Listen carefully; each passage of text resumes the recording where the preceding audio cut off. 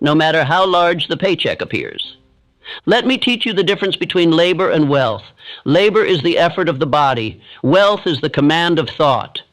Most men sell their hours for another man's vision because they never understood this law. Money obeys thought, not time. A man can spend his entire life in toil and be passed by the thinker who dared to build a system. One man digs a hole, the other sells the shovel. Who do you think gets rich? The poor man always points to effort. He says, "I worked hard. I showed up every day."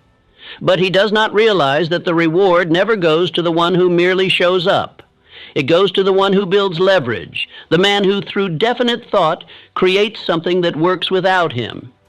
Andrew Carnegie worked once and profited forever. He did not simply swing hammers in a steel mill. He designed an empire. He built a system of processes, men, and materials that multiplied while he slept. He used his mind to organize men with skill and vision. And from that moment forward, his ideas earned more than any single day of labor ever could. That is the secret the worker never learns, that the mind is the only true factory of fortune. Yet you have been trained differently. From youth, you were taught to associate hours with income, to believe that your value is based on how much time you give. But time is a poor man's currency. It is the one thing you can never earn back. And every time you trade it for someone else's dream, you are selling the only thing that is truly yours. The truth is this: men were trained to work, not to think. They were trained to obey, not to build. And now they wonder why they labor for a lifetime and have nothing to show. It is not injustice. It is programming. And it must be broken.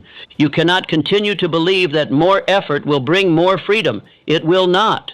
What brings freedom is ownership. Ownership of thought, ownership of systems, ownership of purpose. Until you stop working blindly and start working with definiteness, you will always trade your life for crumbs. Listen to me.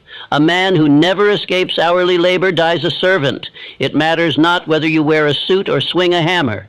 If you trade your time for pay with no greater plan, you are merely a more expensive slave. But there is a way out.